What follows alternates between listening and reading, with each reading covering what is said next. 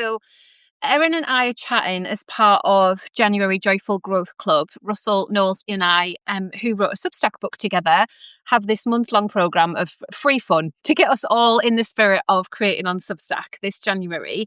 I love it. Yeah, and I invited Erin to come and chat, and we were saying it's a really lovely thing to do because it does sort of speed up your colleagueship and your kinship. We like that. But also you're aware that there's a live audience as well and you want to make it interactive. But I guess from our point of view, we see a lot of these, don't we? So it's like if we've got capacity, if we want to come, it's like it's a new medium. We're all figuring it out. But thank you for being here. I'm so happy to be here. Thank you, Claire. And I'm so excited by what you and Russell decided to do this month. It just feels like some really good juju that we all needed to start our year. So I'm very happy to talk with you. And it's definitely a high point of my January to be here. Oh, that's very sweet. I think it's me, Russell, and Brooklyn Beckham, really. Like, we are the January people. That's what I've decided. You're what people? The January people. We've just hopped to January. That's right. January is yours now. Are marrying along, and now we've got to think about our parasocial relationships at depth. Yep. You know, it's good for us all, let's be fair, because it's a wild world, isn't it? To be writing, creating, working online, and now this week we've had to have a think about it all because of Brooklyn. Yes, ma'am. That's right. We're all thinking about Brooklyn. Truly. It's the parasocialness, really, for me. I think because in the UK, obviously, they're a massive deal. I don't know how it's landed in other countries, to be fair, but everybody wants to talk about it. Everyone's because we grew up with the Spice Girls and like we remember Victoria's pregnancy and all the things, and we're like, this is what Brooklyn wants to say. And I love that he chose Instagram stories as the medium to have a voice. I love that because I love the internet and this is what we're doing. Anyway, we're not here to talk about Brooklyn Beckham. We are here to talk a little bit about Erin and her beautiful creative practice. So welcome, Erin. Can you tell everyone a bit about yourself? Sure. Hi, everyone. So I write a newsletter called FREQUENT CRIERS CLUB, which is really just a personal passion project, just sort of a creative exploration. I've been doing it for a little over a year now, but mainly why I came to Substack is to work with writers and creative entrepreneurs to help them with their newsletters, much like Claire does. So I've been on the platform for this January, it's 3 years. And all started with Alex DeBranco of Both Are True, who is a comedian and a dad and writes really gorgeous personal essay. And that's kind of my sweet spot, is editing and doing strategy for nonfiction writers who write personal essays. Maybe they're gearing up to publish a book and want to grow an audience as, an on-ramp toward a book or a bigger project. So that's what I help them do. So lots of creative work over here in my little office in Oregon. Beautiful. And I can't believe it's been 3 years. It's interesting to think about now, isn't it, when we get into those multiple years on Substack, because we've had experience of the platform, but the platform has shifted and changed. And obviously we've shifted and changed what we've wanted to do here. So yeah, the longevity in it all, I always feel a little bit more proud, when I've got another year of Substack. From April, it'll be my 4th year of publishing on the platform. Wow.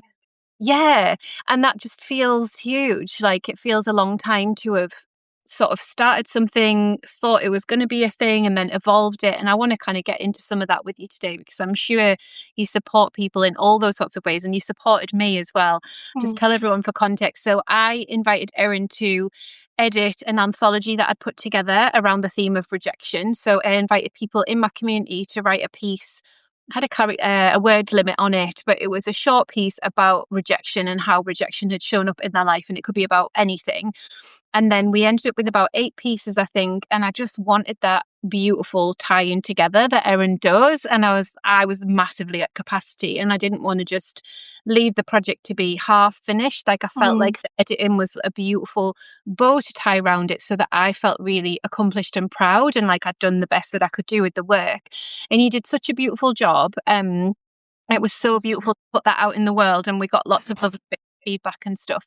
And we did it as a PDF, so we did it as they came in, I'd met them all on Substack and the pieces came in and then we edited it into an anthology ebook and then it went out via a Substack newsletter. So yeah, I mean, it what all, amazing stories. Some of them were so vulnerable. I mean, whenever I'm editing personal essay, and you probably know this too, some of them go so deep and I'm like crying and editing. And I'm like, oh my God, some of them like really touched me. I still remember there was one about childbirth that really cracked me open. yeah. Yeah, really, Yeah, that and was I met so, one of the ladies in person who mm, had written about the fire pit and the vine, and hers was yes. around, a marriage ending, and Yes, and it burning on the sneakers. The imagery in that one was so yeah. strong. Yeah. Yeah, yeah. So that was a little while ago, and before that, I think I'd just become aware of your work because I was reading Rachel Katz at the time, and I was like, Yes. "This is some of the most exquisite and heartbreaking writing that I've ever read." And I was going through quite a lot with my husband and his health at the time, and I just felt so seen in Rachel's Mm, words. And then she would always credit you, and I'd be like, mm. oh, like editing newsletters and editing articles. It's just something I had never given too much thought to, I don't think, before. I think Yeah. I always saw editing as being part of the book writing process. And then Right. to be able to know that actually people take time, lots of time around newsletters and maybe working with other people to help them to not drag, help them to bring all of those gorgeous ideas through and structure it as a one off or a series. I was like, oh, right. Yeah, of course. Yeah, I know. I remember Rachel is one of my favorite clients, and she is taking time off to raise her young children right now. But she was my second client ever. Alex recommended her to me. And Hmm. Alex and Rachel, I didn't come on board at first to edit for them, but they wanted me to be reading their stuff so Okay. that, I could do a good job as a strategist and Mhm. as a growth partner. And so Alex would always say, if you have any notes, let me know. And I am a person who has an opinion about everything and I love editing. So I would leave him some notes and he'd be like, these are pretty good. If you want to leave me some more, you can. So then it grew into an editing relationship. And that is what happened with Rachel, where she's a beautiful writer. I really can't take much credit for either of them. They're both amazing. Yeah. But I remember feeling like, whoa, this is the first time in my life where I am being invited and asked to kind of have this perfect marriage of the strategy and the creative editing and really put my heart into the work as well as my brain. And it took off from there. I mean, I credit so much to Rachel for giving me that opportunity as well as Alex. They both sort of um, built my confidence around Yeah. editing. Yeah. Yeah, and it's that, isn't it, where someone sees you in a type of way because we have experienced a lot of having to like apply for jobs with a specific title and job description that we go, yeah, I could do that. So when it happens a different way on and someone's like, I love this, like I Yeah. love this that you do, that's a really beautiful way. I think as well, and I'm always saying this to my 11-year-old, the job that you want to do maybe doesn't even exist yet. And then totally wants to work with animals, but obviously growing up, that's always like, okay, like an animal sanctuary or a zoo or a vet, like those are the things that spring to mind. Yep. But my husband's just been away on retreat and he met somebody who is part of a long-term project to record wildlife sounds and the evolution of the sounds as they rewild the retreat. I was like, this is amazing. And then I was like, we can't wait to tell him, that this is a Yeah. person in the world that my husband's just ran into. Like, so Can I gorgeous. heart that? I'm gonna heart that. That's so cool. I love that. Isn't it so lush? So, and then he was like, "Oh, do you think it could work on Substack?" I was like, "Are you kidding? That would be amazing!" Like, I get so excited about the depth of creativity and possibility because we do have access to the audio, to video, to words. I was like, Oh, "Oh, what 100%. story! Yes. Sign me up for that one." Mhm. Totally. I was just gonna say, even people who aren't in animal behavior science would still find that really Yeah, fascinating. I mean, we're also fascinated with the natural world and how yeah, we fit in and what the other animals are doing. And it's just human nature to be interested in that. So that's yeah. such a cool thing to think about. And yeah, he's gonna be so pumped when he hears about it. I know, it's so gorgeous, isn't it? I think it's really interesting as well. Like, I love the quality of when writers read their work aloud, and you can hear a little bit of the background noise, whether it's them Yes. shuffling papers on the kitchen table or putting a cup down and all that sort of stuff. And I think there's a real quality of us taking up that invite to just be imperfect in the audio in Substack. I just think that that's something that we could go way deeper into. We don't have to have like polished podcasts, although I love mine. Like, we can just show Yeah. up and chat or show up and read. It's nice. I've been thinking a lot about that actually, because as I think about, okay, what do we need to kind of be thinking about in 2026 for our newsletters and just for our creative life, even if you don't have a newsletter, what can we be thinking about if we want to put our art into the world? And with how unstable everything feels and how fake everything feels. There's a lot of suspicion around, was this AI generated? Did AI help you write this? Blah, blah, blah.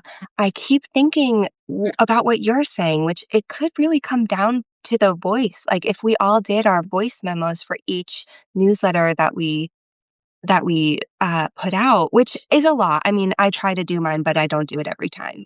Yeah. I lose the time or I don't have a quiet house. I mean, who knows?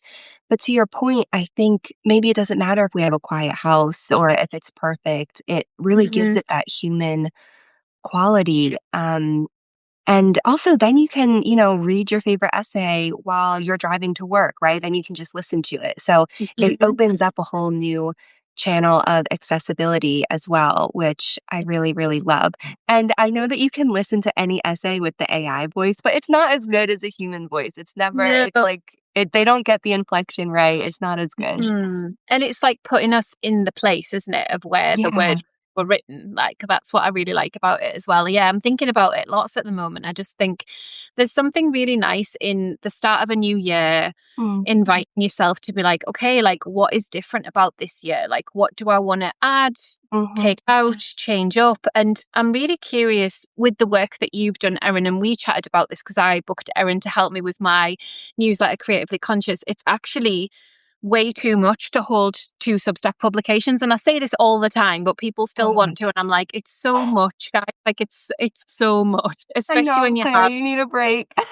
right. Like, yeah. So it's like having, for me, it's having the same person that subscribed to both. That's what's hard for me sometimes, because I'm like, okay, like, they'll get that on a Friday, and then I've got Sparkle coming out. Oh no, wait, because if they're subscribed to, oh, so it's that bit that I struggle with. Yes. Um, but what I found really, really helpful was that piece of leaning into what people have resonated with. And we talked a lot about that and going deeper with what people resonate with, rather than just being like, oh, that's the post for the week. And that was memoir Mm, based writing or like personal essay style.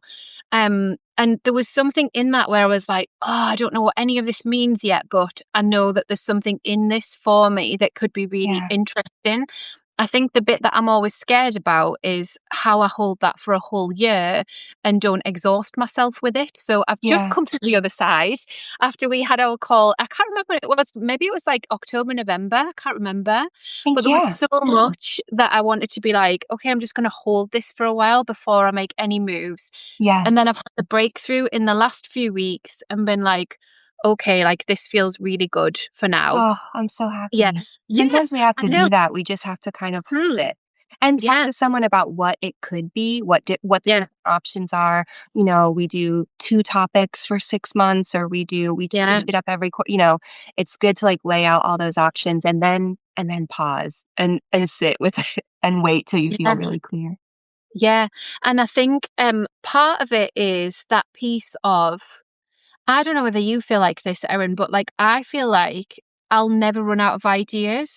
That's not like a fear that I have, like, oh, I'll run out of ideas, but I run out of the energy, like the aligned energy to deliver them. And so that's Yes. my piece of like, I can have all the ideas, but they need to sit in a way that makes sense to an audience, because I might need to like them to be part of this and then move into be part of this. And so that was Yeah. the bit where it was like, so my year this year is about abundance and gratitude practice, and I've got a small paid circle that we're Mm, doing like beautiful work on that with together. But I was questioning how I hold them through that through a full 12 months, whilst also knowing that people might still dip in out in and out on the monthlies, because I think that is a Yeah. complicated thing when you want to go deep and you want to explore a topic over a longer period. Yeah. But then I thought to myself, but I've got 3 years of posts. I've got workshop replays. I've got beautiful behind the scenes of my business posts where I've sort of shared numbers and like depth of how things have happened. I'm like, all of that is still there. It's like a library you can go into. So Yeah. because I'm doing this in a smaller way this year, um, yeah, I guess it's about, if your Substack was like a house, you can be your dream house if you want, but you're like building the rooms like one Yeah. year at a time. That's sort of what I feel like. So I feel like the Creatively Conscious Library is there and people can go and sit and look at it. But what I want to do is like this really intimate thing round a fire circle in the garden for this year, you know? I love that. Yeah, and I love the room analogy. Yeah, I have the same fear as you. I don't worry about running out of ideas. I worry about energy dips because I really Mm. experience those, like creative Yeah. energy shifts, how much I'm able to produce. But like you said, you've been on the platform for a while. You have this a whole house built basically, and you can always dip back into those rooms and Mm. republish something. Or I definitely I know this might be controversial in the Substack space, but I really feel like it's okay to slow down your publishing cadence Oh, yeah. if you are going deeper. And I Mhm. just want to say hi to Stephanie because she said hi. Hi, Stephanie. And The whisperer. Mary Beth, I feel you. Yearning to feel clear right now. I bet you once April comes, you're gonna feel this is not we don't always find clarity in the depths of winter. And so hang in there. It's coming. I think we've got like the end of this 10-year cycle as well coming up around mid-February. I think it's like the 17th of February where we're closing a 10-year cycle and Yes, going into a new cycle. And it's all about the year of the fire horse and all that. There's like so much in astrology happening. And even if you can't take too much of that on, I think it is still that big permission slip. But I always get a huge creative surge in April and then right right? through into summer. And then I get really tired in summer and need a break and then come back Yes. again. So once you Yes. sort of know a Spring bit and of that, fall yeah, are like the yeah, bursts of energy of my year yeah, too. Definitely. yeah. Yeah. I think it's so nice. And I think, that bit of observing the way that other people want to come into the platform is always going to be something that might knock us off course and have us go, oh, if only I published weekly, or if only I published twice a week, or if only this. And I just don't think any of that matters. I really don't. I think Yeah. your relationship with your audience is all that matters. And they don't really mind too much No. how often. It's not about the frequency, I don't think. It's much more about the depth and them feeling seen and feeling valued and feeling part of something than Yeah. a cadence. And I wouldn't have said that a year ago. I would have been like, if you say you're going to publish weekly, like you can't let people down. But now I'm like, give yourself some space. Like, give yourself some space around creative practice and don't Yeah. sign somebody else's schedule because it's not going to be your schedule. I love that in our third and upcoming fourth year on the platform, I do think that you sort of like there's almost a maturity or like an ease that you reach because you have learned all the ins and outs of the platform as it's grown, and you've seen how the platform puts pressure on writers and creatives, and you've Yeah. seen the platform do work on you felt it do work on you, you felt it do work on your readers and the people that you work with. And I do feel like I'm in a place that's very similar to you where people like even ask me about like note strategy, which is similar. There's been a similar narrative around notes than posting is that you have to be consistent. You have to do it a few times a day or a few times a week at least. And that is not true. I've never seen that be true. I will ignore notes for weeks and then I'll have a bit of energy, like a surge, and I feel kind of chatty and gabby. Mhm. And I Mhm. go on and I pop up a few notes. And sometimes I do numbers and sometimes I get a Yeah. few new subscribers. And I never feel like I've been, I've gotten a demerit for not posting in those weeks. And it's the same with Oh, our newsletters too. mhm. Sure, is the ideal that we have a consistent creative practice? Maybe that is your ideal. That's what you need as a creative. Um, but as far as publishing consistently, it's okay to give yourself some space, exactly as you said. Yeah. You can still succeed, you can still grow, especially if you're putting out quality work that's really valuable to your audience. And like you said, the closer that you are with your audience, the more connection that you have, the more you'll know what is going to resonate with them and what you can share that will not only feel so good and nourishing to you, but might really impact them. Uh-huh. Definitely. Like, I definitely got that sense of, especially with Sparkle on Substack, or this is something that is going to be really in service to my audience. And whether that was for the paid members or whether it was a free post, like, I would feel that energy as I was about to post it. And I absolutely loved it because I used to work in live events. It Mm, felt like the same sort of vibe. And then mhm. when all that slowed down, it was like, just like a grief. I was like, oh, I don't understand how to do this if this part of it isn't matching up. Yeah, Um, I understand the depths of audience development. I understand the Substack platform, but just the way that they subtly shifted the algorithm and sort of did this 180 on us, I was like, it was yes. so weird. And I just had to have some time off because I was like, I cannot be so enmeshed and entangled with a platform because Mm, I don't work for the platform and the platform is going to platform. So I need to like readjust what's happening, how my audience are feeling, which a lot of them were just burnt out, like burnt yeah, out with reading, burnt out with subscriptions, burnt out of trying. A lot of yeah. them were saying, every time you email me, I just feel bad that I haven't really done much on Substack. And I was like, That's oh, not what you want. That's not the no, feedback you want. But that no. And is what I don't happened get last it. year. I Mhm. feel like Mhm. everyone experienced either a dip or a plateau, or really, Yeah. if they experienced growth, they really had to work for it. I mean, it was a hard year on the platform, and a lot of people burned out. Yeah, that's it. And I think that's the bit, isn't it, where you feel like you are co creating with your art, with your words, with your audience, or you feel like something's like in the way. And that's Mm, what I feel like when you get that energetic feeling, you're like, something's in the way, and it's not you. mm, And it's probably a little bit the platform, but it's also the collective and how the mm, collective are feeling. We haven't even got the brain, like the sophistication of brains to be able to process the amount that we process, but yet here we all are processing the things that we process. So if you take it back to like the neighborhood, um and the tribe, that was all easeful and it was all interconnected, and now it's that, but much bigger, on a much bigger scale. yeah, But there's so much to process as part of that, and stuff that, can leave us with PTSD without we even meant to see yeah. it. Just a lot, isn't it, to be online? Much more than it's ever been, I think. Yeah, isn't that so true that our brains truly have not evolved to process this much information that we're giving them? Um, I'm definitely for my own creativity. Oh, hi, Georgina. Um, yeah, to sort of preserve my creativity and make sure it still exists and make sure I can still do the work that I do, I really have to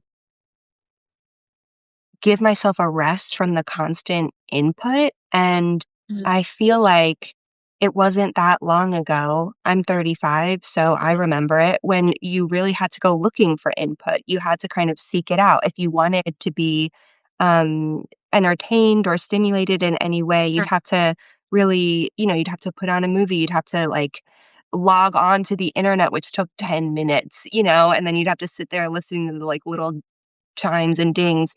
And Mhm. now it's an effort, it's the opposite effort because so much is coming in all the time that's just sort of built into our lives. It's the opposite effort of like, how can I keep it out for a while? Um, Yeah. and the Yeah. people who do that the best, I really, really think of all the people that I've worked with, the people who block out the best write the best newsletters. I'll say Oh, it. yeah. Yeah. Mm. Yeah. Controversial. No, but I No, really do because their voice is well, preserved just, and they're not watered down by everything else that they're reading. They don't feel that they're in competition with people. They aren't intimidated by all the new people coming onto the platform because Mhm. they're not paying attention. They're staying in their own lane. They're working on their craft and they are getting it. They're succeeding. And I'm constantly working toward that, I think. Yeah, I think that's really beautiful, and it came up in my podcast interview with Sharon Blackie. Actually, I don't know whether you know Mm. Sharon's work, but I was like stunned because in my mind, I see Sharon, like I see her online, and then for her to say like I don't really bother with notes, like I might do one a month or something. I'm like, Yeah. how is it that you are so top of mind? Like, So visible. Yeah. because this is what we're taught. It's like, oh, consistency 3 times a day on like TikTok or whatever the Yeah. thing is that the people are saying. And when we're absorbing all of that, like not only is it not realistic long term, but also it's like, where is that going to come from in you? Like as a creative, where are you going to Totally. pull that from if you're not immersing yourself in your practice? Like Yeah. you would have to immerse yourself in your practice first and then be able to talk about it. Like the same way as like putting a marketing hat on or a CEO hat for your own Yeah. business, but like a lot, isn't it? A lot of roles in that. It's a lot, and and you probably feel the same way. This is why I love working one-on-one with people, and I am nervous sometimes about speaking to a general population because when I work one-on-one with someone, I can kinda tell what their energy is. Sometimes they're, like, really extroverted, they're kinda like kooky creatives, which was so funny. I was doing a live with Seth the other week, and one of his guests asked me how I edit things that are really boring, and I was like, "Thank God none of my clients are boring. They're all like Yeah, freaky, crazy yeah, creatives, and I'm like just trying to find a through line. I don't have to deal with yeah, boring writing. yeah. But anyway, yeah, I don't know. I lost my train of thought. No, no, Thanks, but I Mary. get that because it's like what we perceive might be an issue about an editing job or a strategist job. It's never that, is it? It's never Yes, that. right. It's like how can you go with your natural personality and like Mm. if like I am more introverted, I like I'm sort of in my little hermit cave all the time, but I do get bursts of energy and then I go on notes or then I do whatever. And I just try to honor that. Like if I'm someone in the chat just a few minutes before said, I'm having my blue Monday today, but I know Uh, next week I'm going to feel better. And that I feel like is such a gentle, beautiful, authentic approach. Like you don't have to force yourself to have the yeah, energy. You just have to nourish yourself and know that it's coming. And then that is how you can build like a sustainable creative life around those bursts of energy that you know you're going to have. Or maybe you are someone who wakes up and greets the day with a ton of energy every single day. That person is the person who can get on notes 3 times a day without yeah. fail and It's be something. super I, chatty. And mm, and it's okay if you can't, it's like really yeah. just playing to your strengths and playing to the energy cycles that you have. Yeah, definitely. And I feel like there's that bit as well, and I do see it, but not as much as I'd like, where people do pull on the archives. And you mentioned it already, Erin, where it's like, Mm, you're bringing something back from the archives, like maybe you've got a fresh sentence or two to add to it, but oftentimes you don't even need to. You can be like, there's been a whole boatload of new subscribers and lots of people that didn't see it with like, if you've got a 30% open rate or something like that, and the yeah. people forgot that they saw it. Like, there's literally nothing wrong with pulling something out. And Oh, I always totally. like that, like reading, even like if it's my mentor's work, like if I go back to some of our earlier stuff and I will have read it like as a younger version of myself, but it will not resonate the way that it does now. It will have resonated differently then. So I think there's that nice piece that we can give ourselves permission around on Substack. I love that. And I definitely remind myself of that and remind clients of that too. Like Yeah. if there's something going on in your life or you just need a little rest, it's okay to publish reruns. It's worked in TV for years and years. It can work in newsletters, like Yeah. everyone loves a good rerun. Yeah. Especially if it's over like 9 or 12 months. Yeah.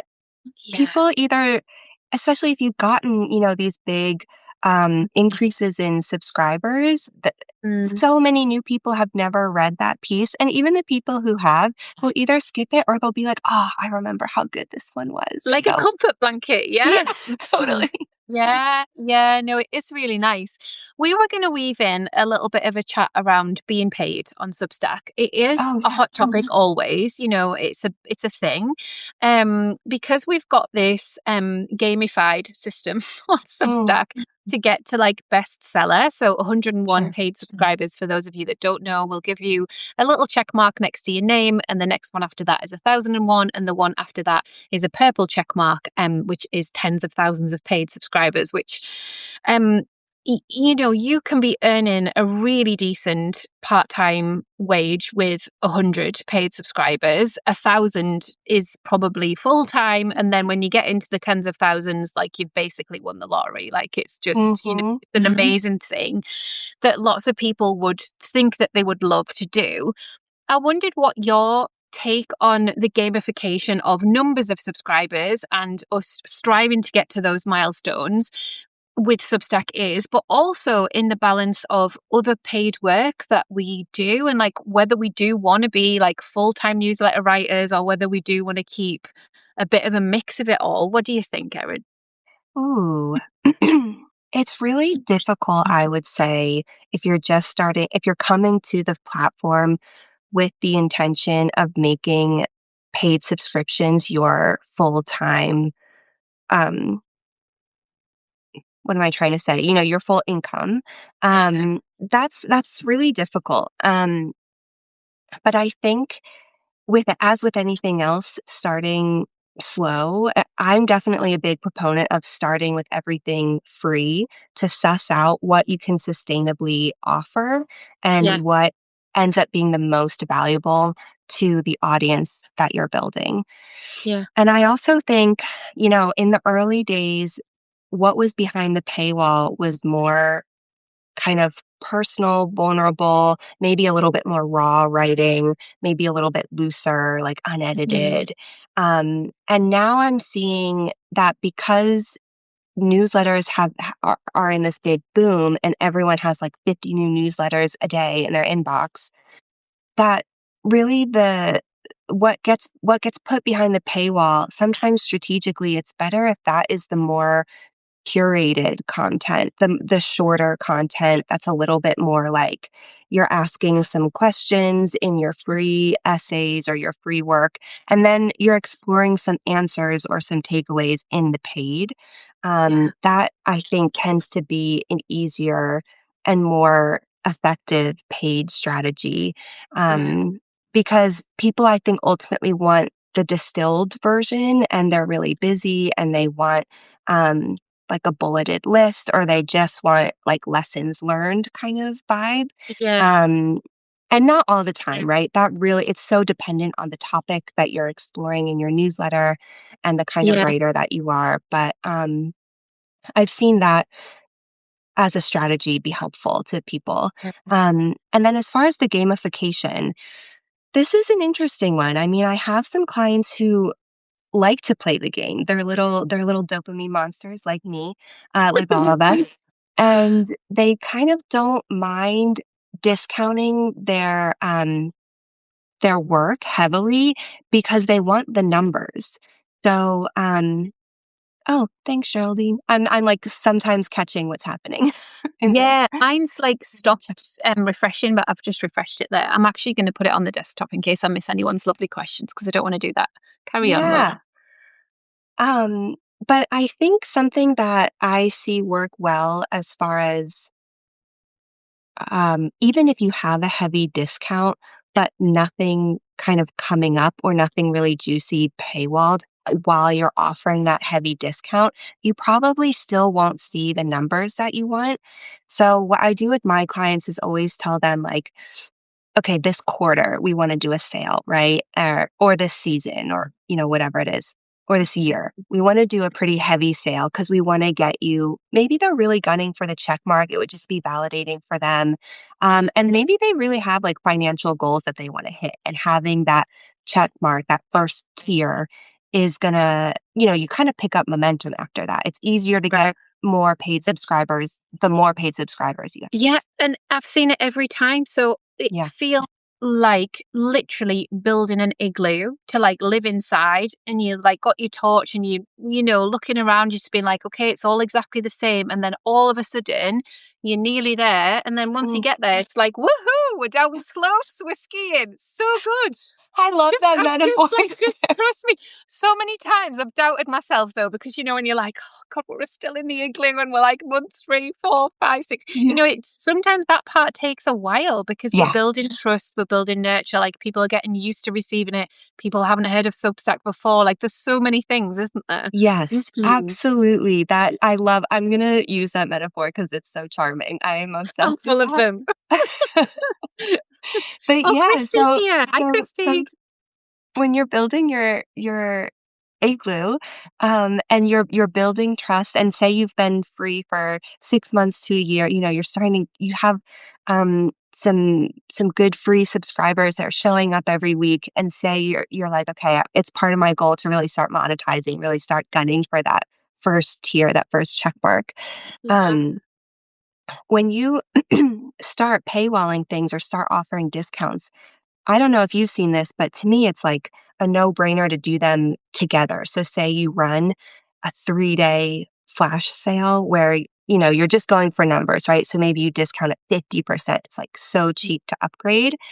At the end of that sale day, on the last day, you want to run a really valuable, like high value, juicy paywalled piece, and then put a message at the top of it that says, "This is the last day of my flash yeah, sale, and if you want access to this whole piece, um, this is the perfect time to upgrade." yeah, And that tends to really move the needle in those, like, increments, because I think yeah, growth is all about those little inflection points where you got, like you said, you're building the igloo, you got, "Oh, 10 today. Oh, I got 5 yesterday," like, whatever it is.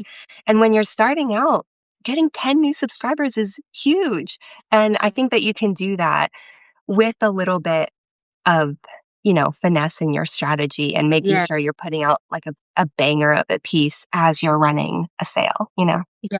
And that's so generous of you to share that behind the scenes as well, because you have a really clear take on it. Like I think I'm much more experimental with my approach because I've just like I'll do these fun experiments and then I'll tell everybody about them. So I just was in that. It was quite messy, like Yeah. for about a year, where I'm like, okay, now we're doing a 14-day trial and then we're doing a 30-day trial and we're going to see the difference of how it all converts. So because I Yes. was doing that within I my love own. that you do that though, because you have so much data, you've tested everything, and Yeah, no, it is good.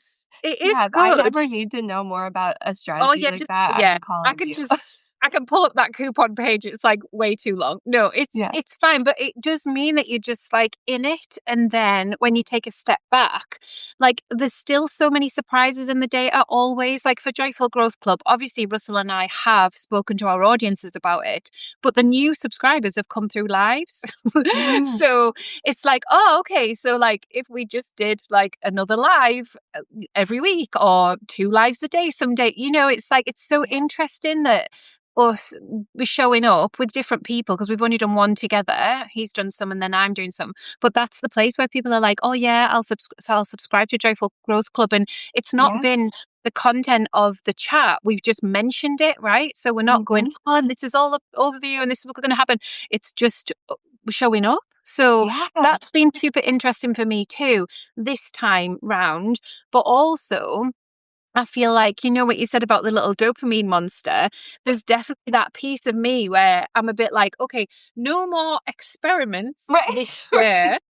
We're just going to stick with what I love to do, and I'm going to Yes. get other people to speak about their creative experiments. So I started it Yes. a little bit last year, and a couple of members wrote posts, which was really lovely. Katie Chappell did one, and Donna Blackmanship did one, and they were very different. And guest posts are always harder for me. Like I think people are like, Yeah. what do you think, Claire? But I'm like, no, because everybody's doing this in so many wildly different ways. And there's Mm, a freshness, like I think because I have done so many different things and I have experimented so much and I have seen so many dashboards, I mm, feel like I almost need I need to be inside the igloo for a bit. Just look at some totally. white walls. And I mean, that's so interesting, this point that you brought up about collaborations and having guest posts on your newsletter, if that isn't like a regular segment of your newsletter, it's true that readers get a bit like, well, what do you think, Claire? Like why is this other person on the newsletter? But Yeah. I think that when you've built trust with an audience, you can say, no, I trust this person. They have an important Yeah. message for you. It's actually better if Yeah. you're not hearing it from me this time because we Yeah. all need this breath of fresh air. I need to go in my igloo and chill out, and you guys need to hear from this like Yeah. really fresh new Yeah. perspective. So that's such an interesting point. Do It's you find that different your and it, readers are getting used to it and are more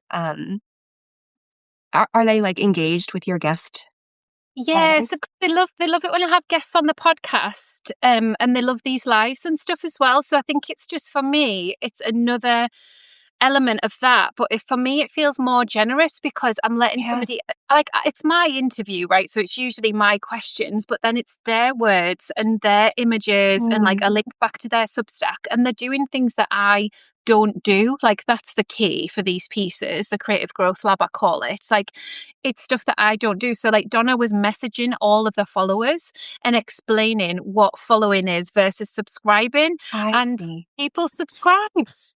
People understood then because it came from people being frustrated about the number of followers. And then do they actually ever see our notes? And what if we don't post our notes much and they're missing out on the newsletter piece? But Donna did it. And I was like, look, she's done it. Like, here's the data. And here's some ways that you can do it without feeling like icky about it. So that was really Yeah. cool. And then Katie runs an Illustrator jobs board Mm. behind the paywall, and she was struggling with some stuff around like opinions on that. So I was like, Oh, people are going to have opinions about us monetizing our art because they just always have. So sure. this is Yes, good no for matter that. what, yeah, no Yeah. matter how you're doing it, people have something to say. Yeah, exactly. Yeah. So it's quite nice. So yeah, so I really like that on Sparkle. I think it's a really beautiful thing to be able to give the members that platform as well, because obviously I do have tens of thousands of subscribers. Like there's a lot of people there. I think it's like 17,000 now. Right. It's a lot of eyes. Even when you think about the open rates, because sometimes things can get traction after the Which can fact. we just, I mean, Claire, Oh, thank you're such a you. badass. I'll just drink that in. It is lovely. Like I definitely feel great about it now. Like it's Yeah. been a bit like off centering for a while, but no, I really like it now, and I get what it is, and Mm. I get who's there and all of that sort of gorgeous stuff. So to be able to say, like, if you want to reach more people and you've done like a quirky growth experiment or you're excited about something you've tried in your Substack, like please Yeah. share it, like tell us more about it. So yeah, so it feels nice in that way as well. And it gives Totally. And you me get that to creative. crowdsource some really Mhm. crucial information. I Yeah, love that. Yeah. yeah, it It is is really nice. generous. It comes Yeah, back, that energy comes back to you. yeah, I think so. And I think, going back to that piece that we were saying around really just putting the brakes on what the expectation is of how Mm. much we show up, or how much time we spend. Like I was due to publish last week and I just decided not to because I wanted to sit with the piece for longer.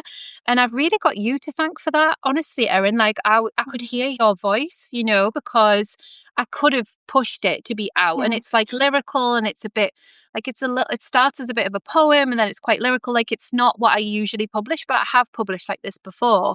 But because I was enjoying sitting with the piece, I Mm. was like, really, like, I don't need to publish it. Like I've been out this week, like Mm. loads of places. I'm just gonna give Totally. it another week. So Yeah. yeah, I think there is something really beautiful about giving ourselves that space and time around the work and being like, what is this work asking of me? And where do I want to take it?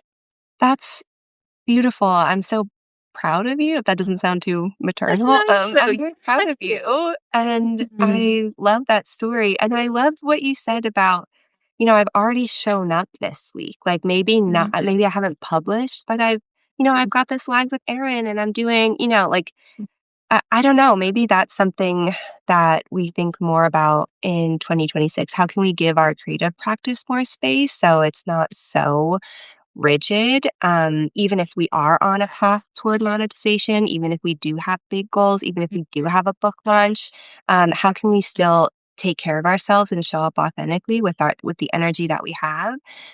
And what can we do when we do need to take a step back, or when a piece really does need to breathe a little more before we Yeah. publish it and we have no backup, so we're just going to take a step back from publishing? What else could we do? We could show up on Notes, we could, do a live with someone, like, we can switch up the energy. It's not, Mhm. I don't know, what you just said sparked something for me. I think it's worth thinking, I can't show up in this way this week, but maybe I can show up in other ways. Yeah, that's it. And that's the piece that I see where people lock themselves into a posting schedule, and then that creative practice has no time to breathe because life happens or something else goes on or they've overscheduled or like they get a toothache. Like it could be anything, couldn't it? Yes. And it's this bit of kind of going, it's not the same. Although there's the social media element of Substack, like Yeah. you don't have to play that game. Like you can focus on your work and do sprinkles of social media wherever you choose to do it and Yeah. know that that piece has a shelf life that is way longer than anything would be anywhere else. I think, and also I've always, since I started kind of thinking about, anthology work and writing books and that whole piece of the picture, I do think there is something around the attention economy and what we've seen in the revolution of all of that on Substack. So, in the cozier days, and I'm always careful when I mention that because people are like, oh, but I wasn't there. And I'm like, no, no, it's just for reference because obviously energetically it felt quieter because it was quieter, and so Yeah. it felt, and then in that, we were all building something together, but there were less of us, so it just felt really different. And then obviously now it feels noisier, but it's still nowhere near what other social media platforms are, so you have still got those pockets of cozy and those pockets of um really supportive colleagues. I feel like that's just there, and we can Yeah. connect and do some of that, like you say, feel a bit chatty on Notes and pop on. Um, Yeah. and then have this attention economy that isn't driven by flashy videos or like really tight hooks or generated with like the ChatGPT rhythm or, whatever it is that you Totally. tend away from towards, you can definitely find and curate that here. Yeah, I totally agree. Also, people don't use GPT to write your Substack notes. I mean, or to write anything really, but we can tell. We can tell when your notes are written by chat. Just Mm. letting everybody know.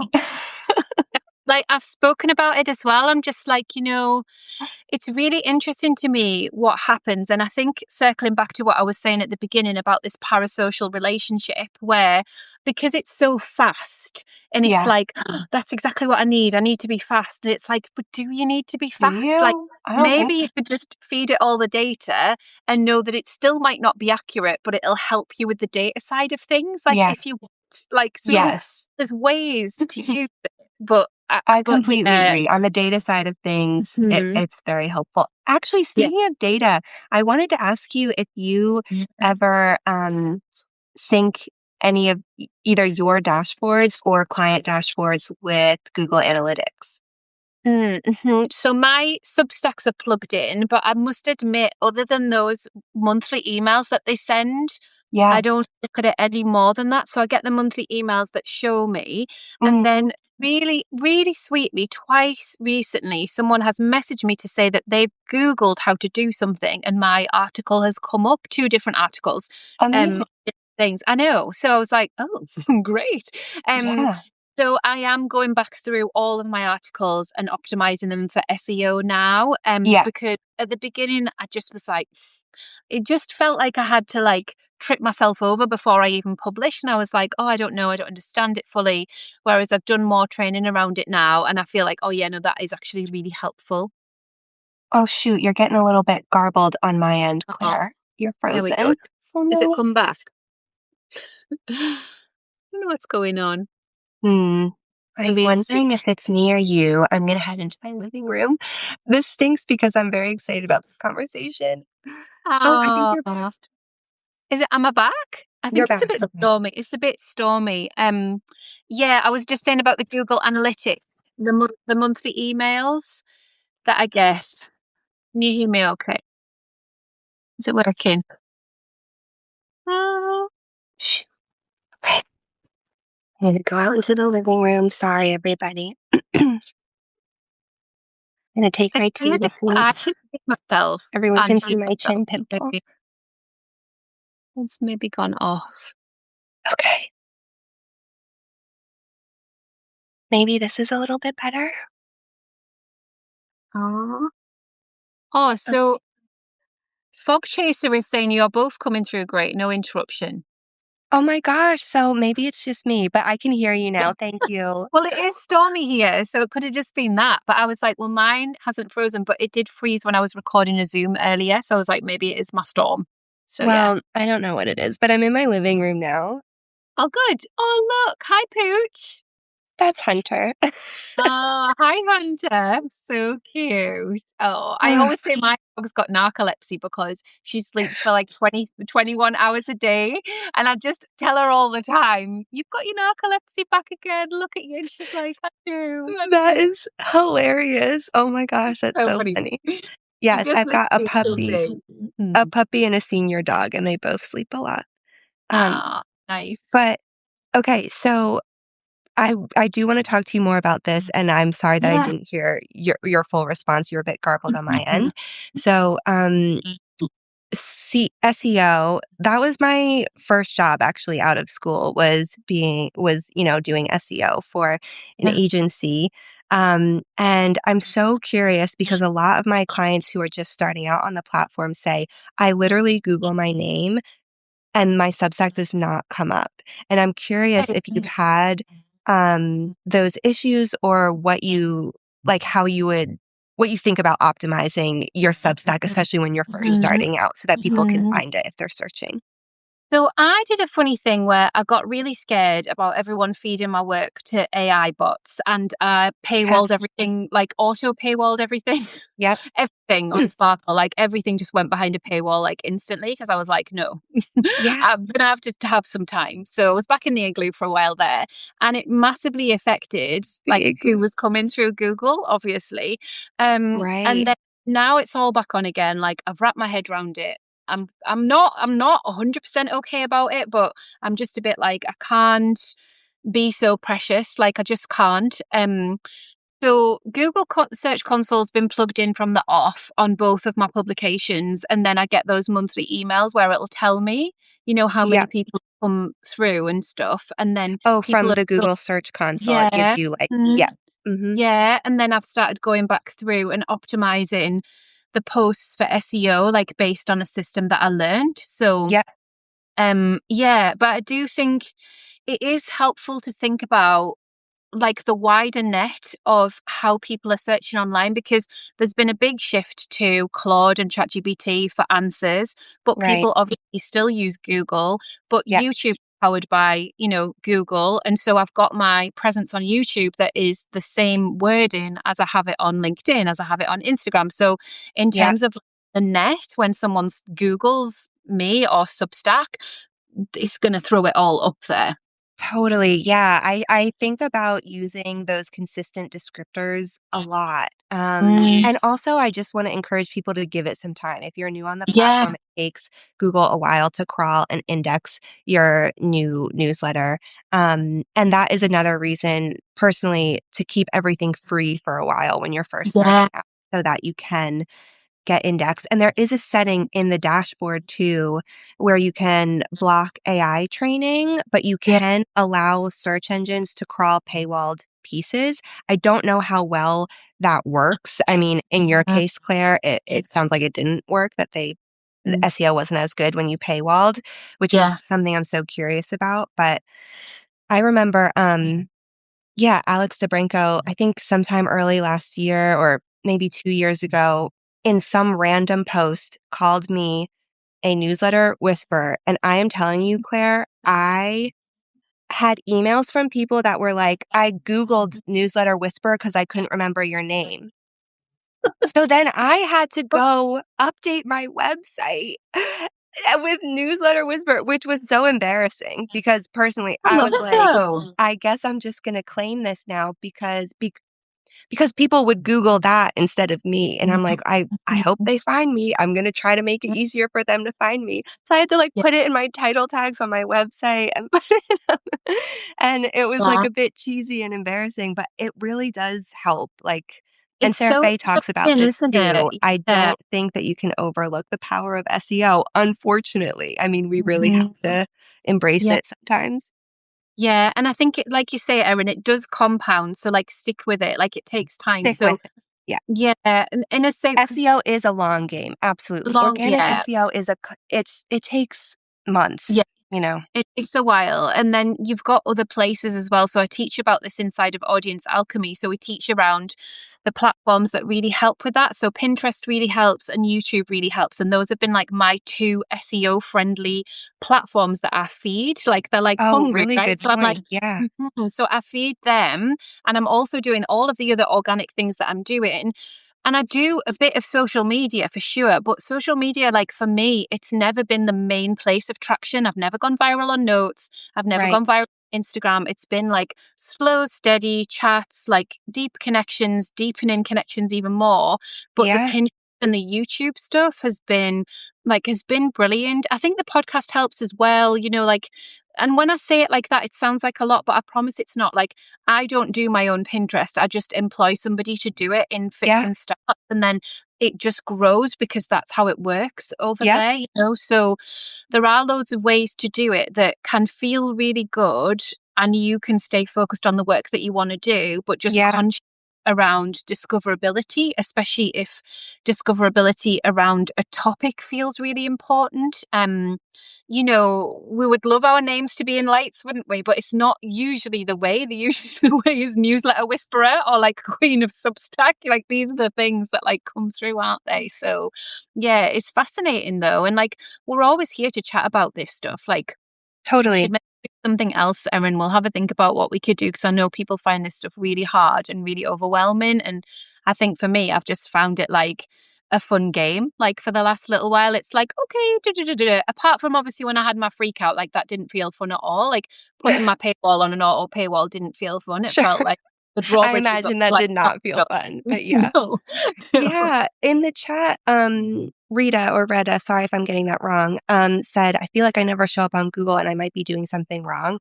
And I'm really curious about this question, especially as AI gets bigger, like on Google. How can we optimize for AI and search engines because now they're all integrated, which I mean, I hate, but it is just a reality.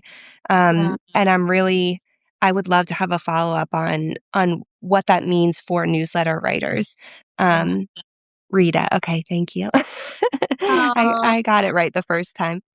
yeah. But yeah, I don't want to kind of like be really nitpicky and optimize everything and make content that's good for search engines and AI. But I do want, if people search me, I want people to find me. And I feel Yeah. like that's a really important conversation to have. Yeah, and I'll message you out some Oh, of the thank you, because Matt. The yeah. FAQ page can help. Yes, Oh, absolutely. yeah. Oh, so Substack FAQ page maybe is that what Fog Chaser means? Maybe it's that. Uh, Um, yeah, Matt, say a little bit more about that if you feel like it. there's a couple of tools that just help get your head into SEO that will just give you that light bulb around. Okay. Like so, for example, the one that I've been updating this week is around about Substack notes, but because people aren't necessarily searching Substack notes on Google. What they are searching is Substack social media. So it's back to your point about questions and answers again, Yeah, and the words that we use, because the words that we use, because we're really au fait with it all, aren't yeah, always the words that our people who are looking to find us use. yes, Always. So there's a little bit of that where when I've said notes in that article that's like 2 years old now, I'm changing it to Substack notes, and I've yep, put, lots of references to social media. And then another thing people were searching a lot of was around the difference between notes and chat, which obviously I know because they ask me all the time. But I'm like, of course they're Googling this. Of course they're asking ChatGPT about this. So yep, we give ourselves more chance of being discovered if we know exactly what people are searching for at that level where that discoverability might be quite a nice place for us to be found. Absolutely, and that's why I think it's really important to set up, Google Analytics, or if you don't wanna do that, because that's a more robust setup, just set up, Google Search Console, which I Yeah, think is that's a what different I have. name Yeah. now. Yeah, Mhm. and so you can see the search terms, you can see what people you can Yeah. get a little bit more data about what people are searching to find you. Yeah. And Matt or Fog Chaser, I that's what I thought you meant, and I really like that idea because Mhm. building your own FAQ either on the newsletter and even putting it in your main nav or Yeah. making it part of your about page, as Rita says, is a great way to kind of uh, do like quick bits about you using the terms that people are already searching for, Yeah. especially if you're like providing sorry, I know we have to wrap up, but especially if you're providing a service on Substack, that can really be helpful. Definitely. And I'll just add on that, if you have your Substack URL and you put /account, Mhm, anyone that uses that is then going to be able to manage their account with you on Substack. And that mhm, is like one of the big like questions that you get asked when you've got into the hundreds of paid subscribers. It crops up a lot. Like we end up doing yep, a lot of customer service. So if you can put that URL /account, that takes them into managed subscription. So if you are working with sections or if someone wants to pause their subscription, it's better to educate them about that than constantly be answering questions about that in your email inbox when you want to be writing your newsletter. So yeah, it's good. 100%, such a good tip, that's gold, yeah, I Mhm. completely agree. Yeah, That's well, great. thank you so much, Erin. I'm going to go and hop on a podcast, but this has been gorgeous. If you guys joined halfway through, the replay will be posted on Sparkle and Substack, and I'll also repost it to Joyful Growth Club. We've got a few more days left. I'm in the middle of a little activity program, so I'd love for you to join us if you'd like to. It's all free. Last week, Russell hosted a little challenge, and this week I've got some just light lift activities to bring joy to your Substack publication. But thank you so much, Erin. This has been so nice. Thank you, Claire, thanks everyone, See bye. you later. Bye. Bye.